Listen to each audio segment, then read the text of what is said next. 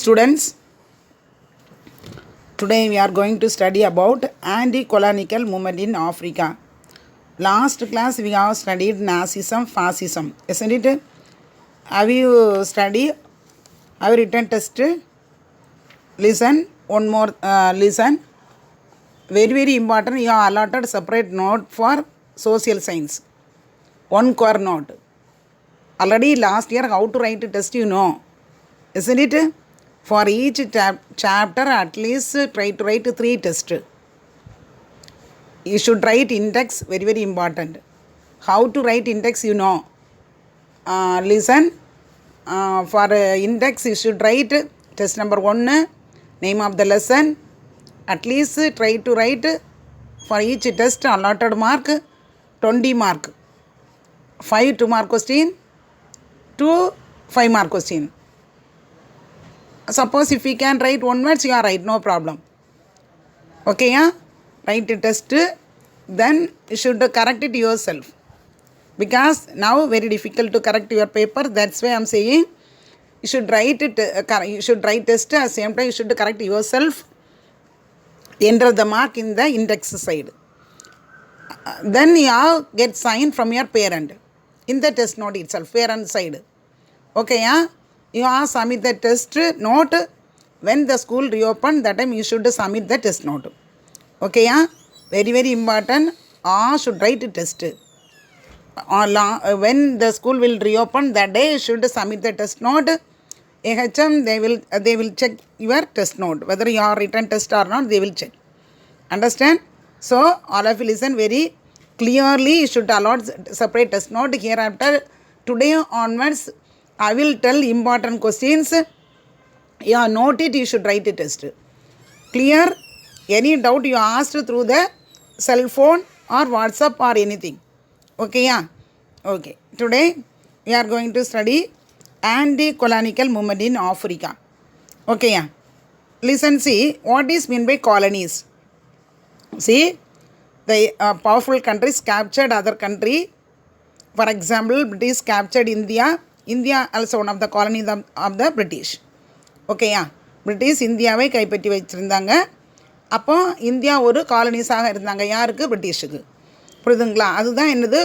Colonies. இப்போ anti கொலானிக்கல் moment அப்படின்னா என்னது? அதற்கு எதிராக அந்த காலனிஸ் கேப்சர் பண்ணி வச்சுருக்காங்கல்ல, அவங்களுக்கு எதிராக சில மூமெண்ட்ஸ், சில இயக்கங்களை உருவாக்குனாங்க. எங்கன்னா இன்னும் ஆஃப்ரிக்கா. ஓகே, அதை பற்றி தான் இன்றைக்கி படிக்க போகிறோம். ஓகேயா?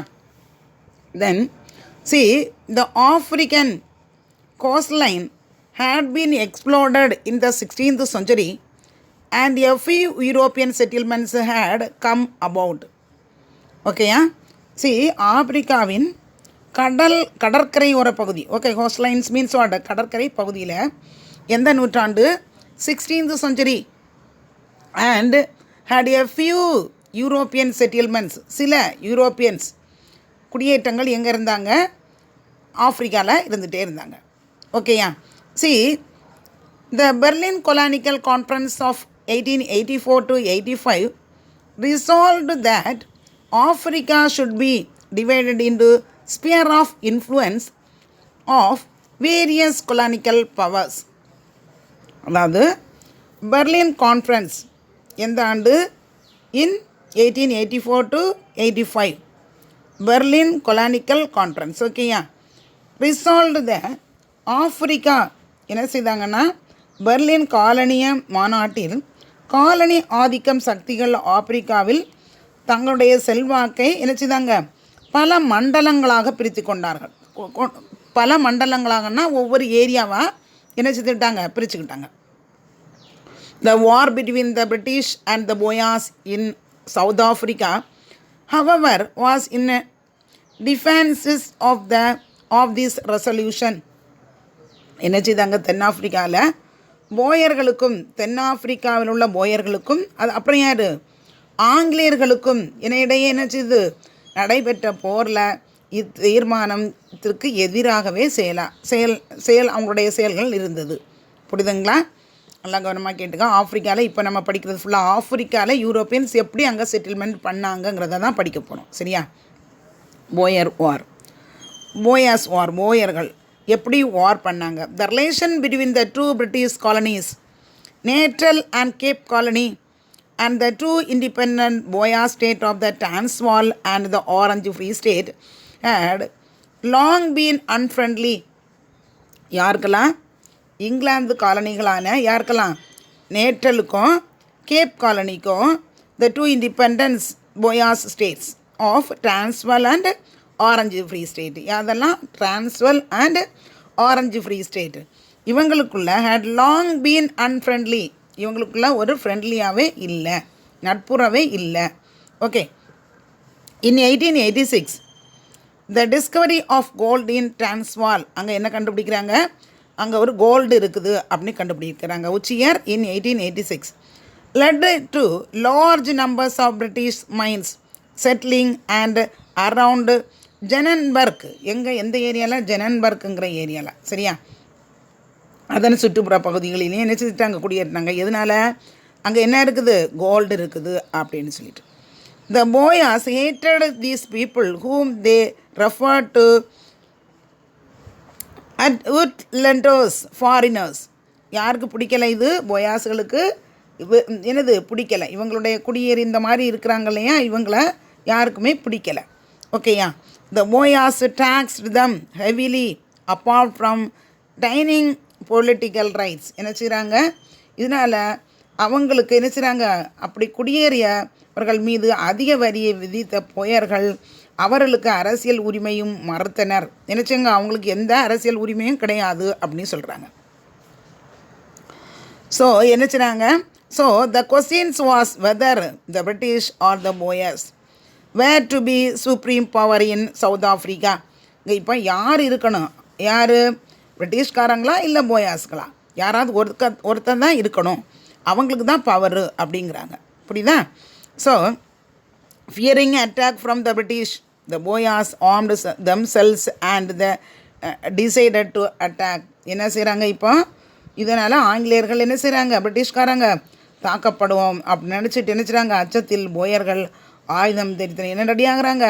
போயாஸுங்க நிறைய ஆயுதம் ஆர்ம்ஸ் எல்லாம் ரெடி பண்ணுறாங்க. யாரை எதிர்க்கிறதுக்கு? பிரிட்டிஷ்காரங்களை. பிரிட்டிஷ்களை என்ன செய்கிறாங்க? தாக்குவதற்கு முடிவு செய்தார்கள். அவங்கள என்ன செய்யணும்? அட்டாக் பண்ணணும்னு சொல்லி என்ன செய்தாங்க? முடிவு பண்ணாங்க. ஓகேயா?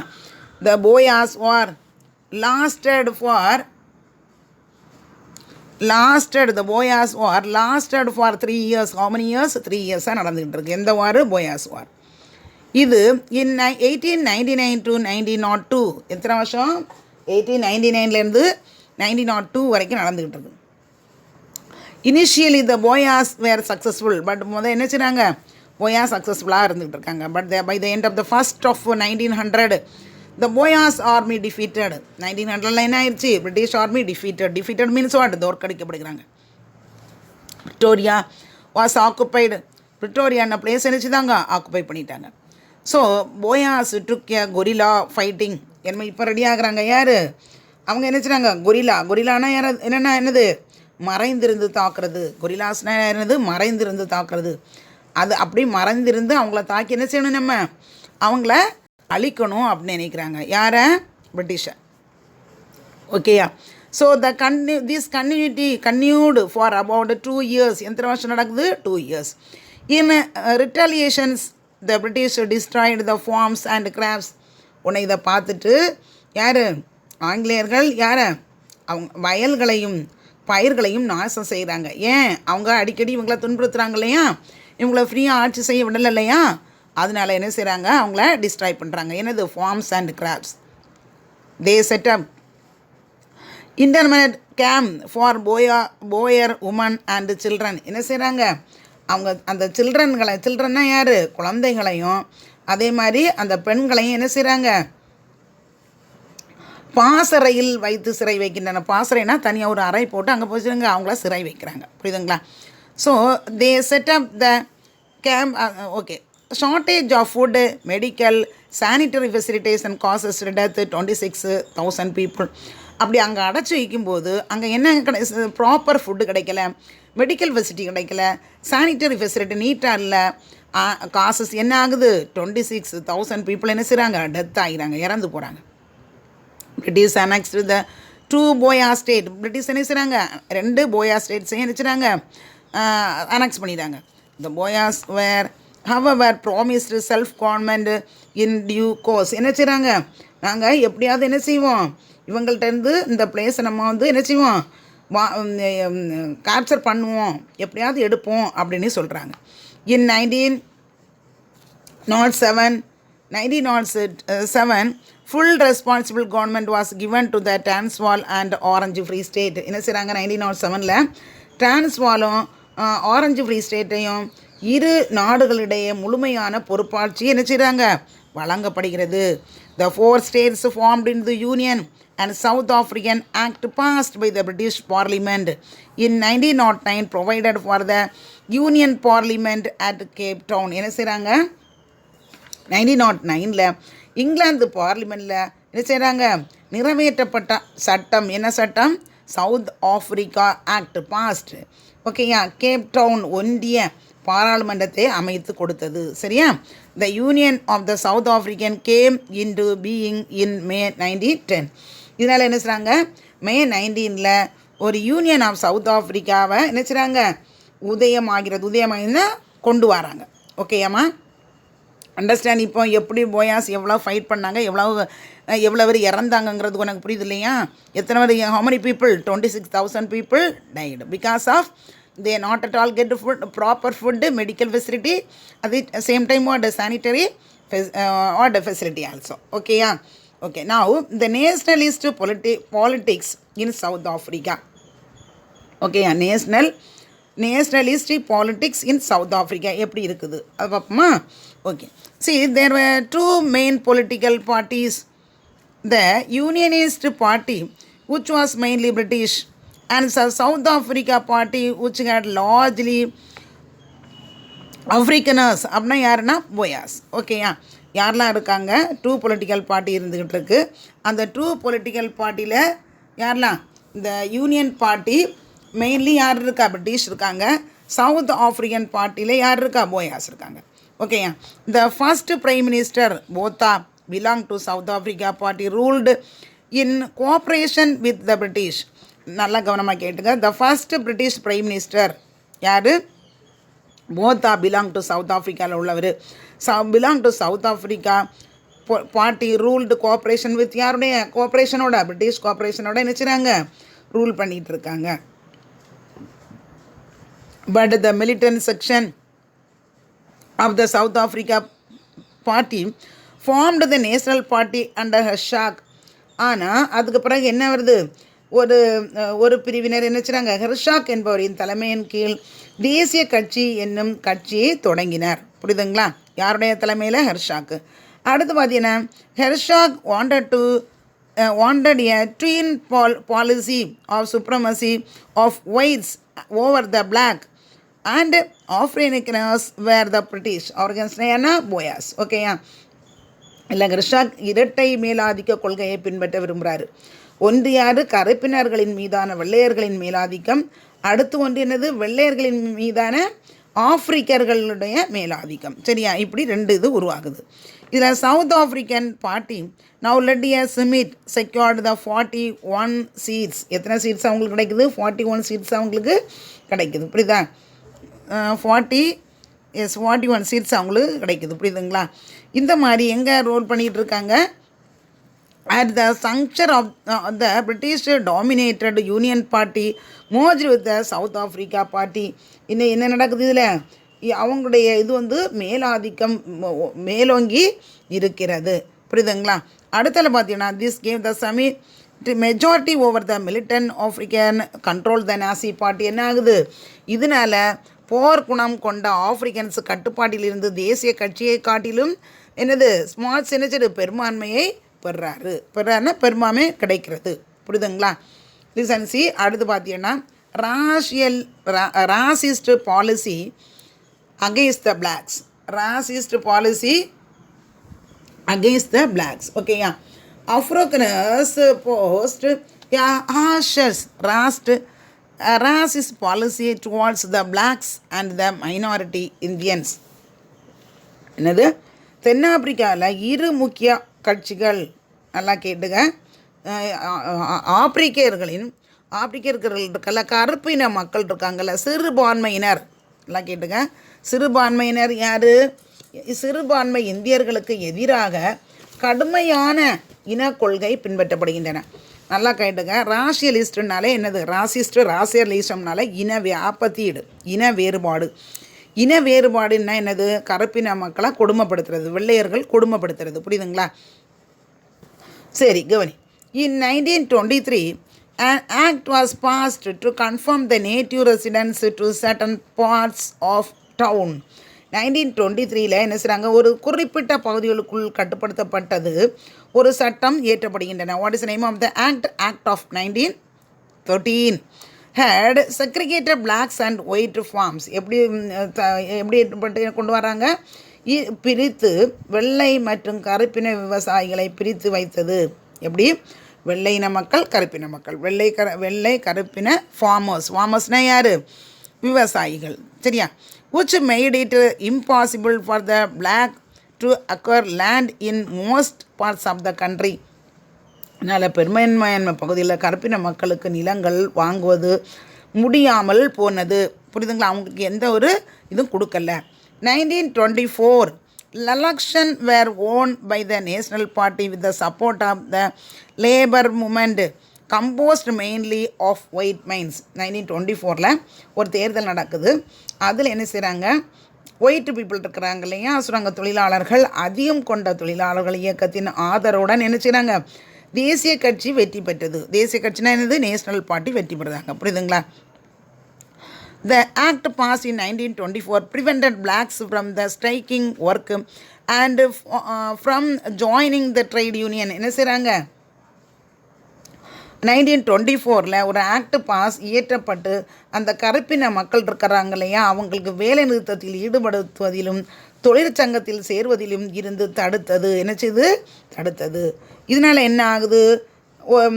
ஒவ்வொரு இதுலேயும் பார்த்தீங்கன்னா அவங்க வெறுக்கப்படுறாங்க. In the Cape province the voting right to blacks was abolished. அவங்களுக்கு என்ன கிடைக்கல? அவங்களுக்கு என்ன கிடைக்கல? அந்த உரிமை மறக்கப்படுகிறது. என்ன உரிமை? அந்த மண்ணின் மைந்தர்களாக கருப்பின மக்கள் அனைத்து உரிமைகளும் மறக்கப்படுகின்றன.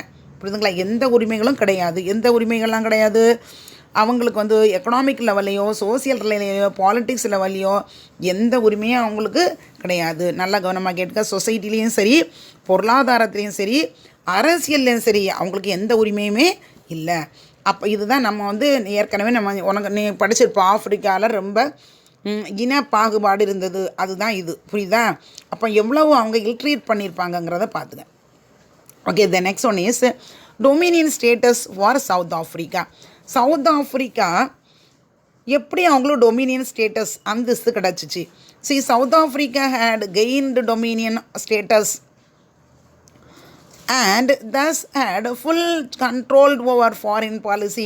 தென்னாப்பிரிக்காவில் டொமினியன் அந்தஸ்து பெற்றுவிட்டால் அயலுறவு கொள்கையின் மீது முழுமையான கட்டுப்பாட்டை பெற்றது. புரியுதுங்களா? இதனால் என்ன ஆகுது? The world economic depression, drought, unemployment and பேங்க்ரப்டசி.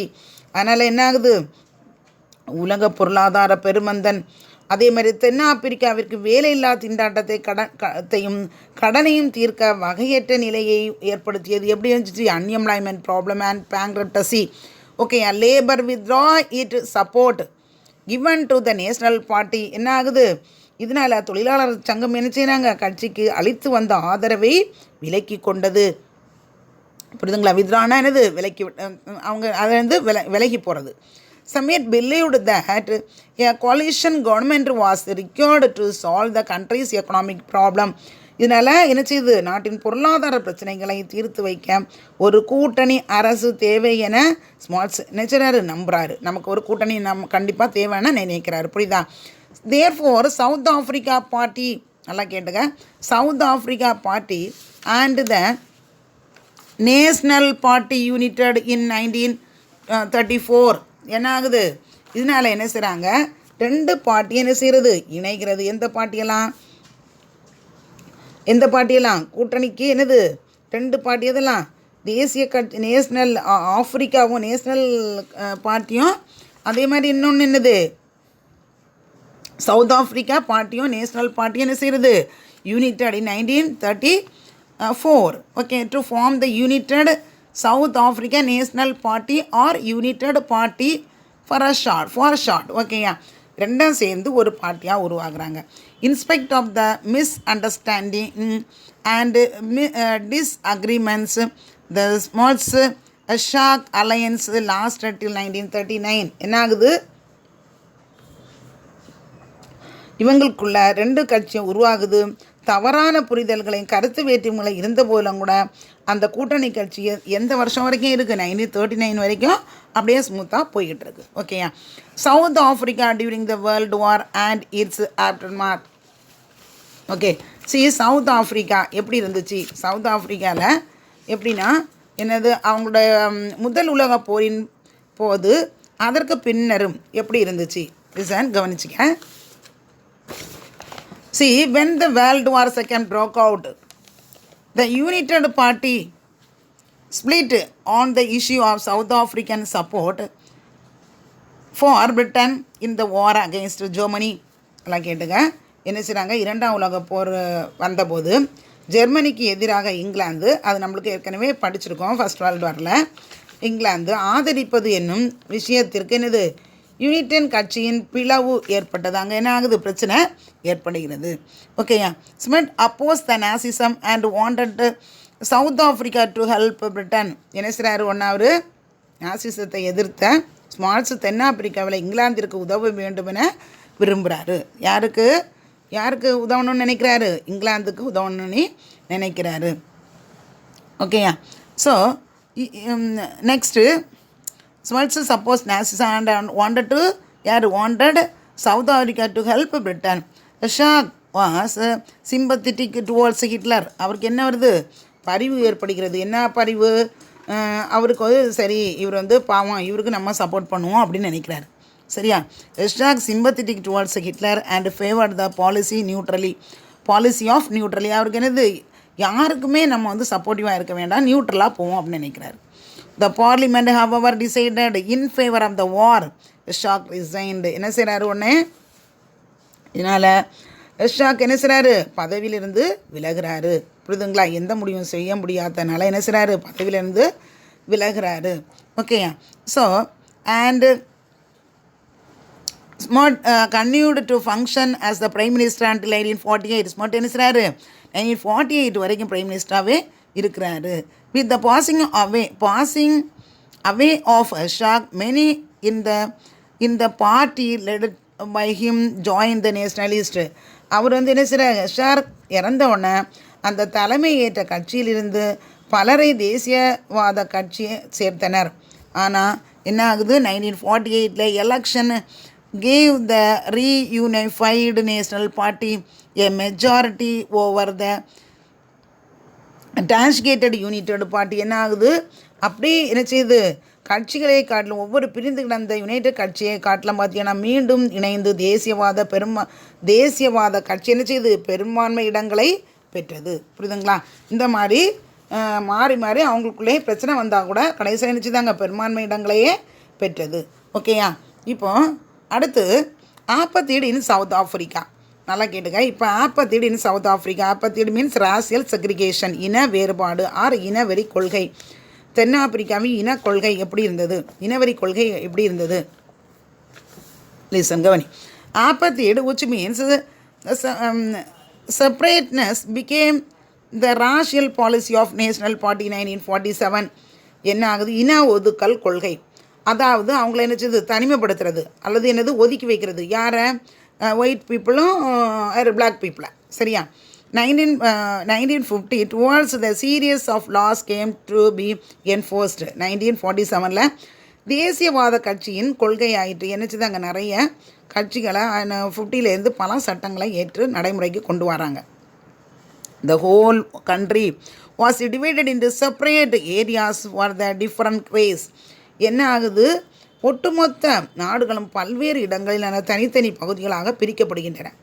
இதனால் என்ன ஆகுது, ஒவ்வொரு நாளும் பிரிக்கப்படுகின்றன. அதே மாதிரி marriage between the white and நான் ஒயிட் வாஸ் ஃபார்பிடன். என்ன செய்கிறாங்க, வெள்ளை இனத்தவருக்கும் வெள்ளை இல்லாத இனத்தவருக்கும் இடையே திருமணங்கள் தடை செய்யப்பட்டன. புரியுதுங்களா? அவங்களுக்குள்ளே ஒரு மேரேஜ் வைக்கக்கூடாது அப்படின்னு தடை செய்கிறாங்க. புரியுதுங்களா? Nearly all schools were brought under the government control, so the education different from that of the white would be implemented for Africans. என்ன நடக்குது? வெள்ளையர் அல்லாத இனத்தவர்களுக்கு இடையே திருமணங்களை தடை செய்யப்படுகின்றன.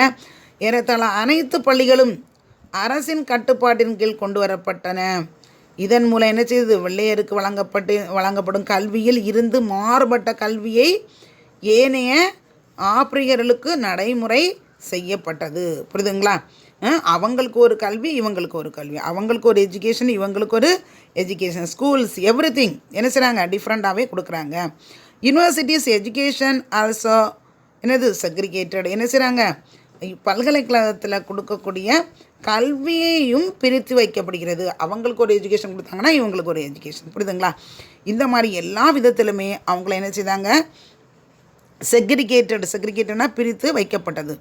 The ANC was banned and its leader Nelson Mandela was put behind bars. அப்படி இருக்கும்போது Nelson Mandela வராரு. புரியுதுங்களா?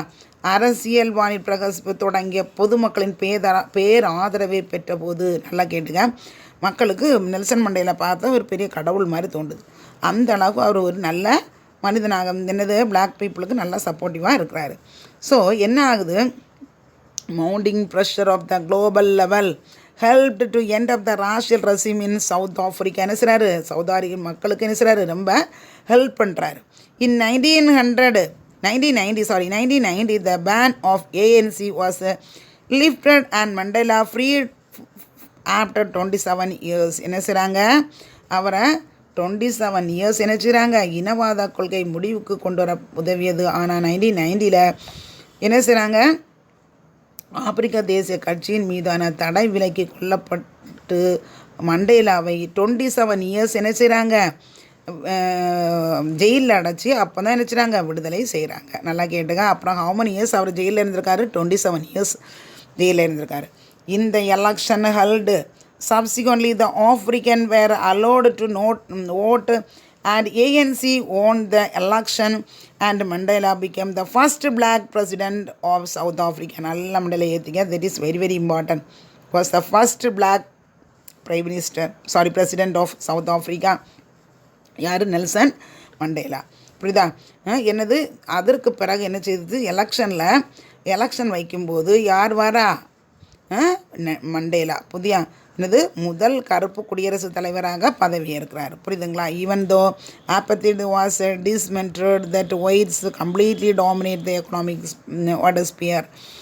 ஆனால் இன ஒதுக்கல் கொள்கை ஒரு முடிவுக்கு வந்தாலும் ஆப்பிரிக்காவில் இந்த பொருளாதார மண்டலம் முழு ஆதிக்கமும் யார்கிட்ட தான் இருந்துச்சு? பிரிட்டிஷ்காரங்கிட்ட தான் இருந்துச்சு. அப்போ தான் ஆஃப்டர் த செகண்ட் வேர்ல்டு வாருக்கு பிறகு தான் கொஞ்சம் கொஞ்சமாக அது குறைய தொடங்கியது. ஓகேம்மா, லிசன். இப்போ நீ ஆன்டி கொலானிக்கல் மூமெண்ட்ஸ் இன் ஆஃப்ரிக்காவில் எப்படியெல்லாம் இந்த இன மக்கள் கஷ்டப்பட்டாங்க, அது பர்டிகுலர்லி இந்த பிளாக் பீப்புள் எப்படி கஷ்டப்பட்டாங்க அப்படிங்கிறத ஓரளவு படிச்சிருக்கேன். அடுத்த கிளாஸு பொலிட்டிக்கல் டெவலப்மெண்ட்ஸ் இன் சவுத் ஆஃப்ரிக்கா. Next class. இப்போ கவனமாக கேட்டுக்க.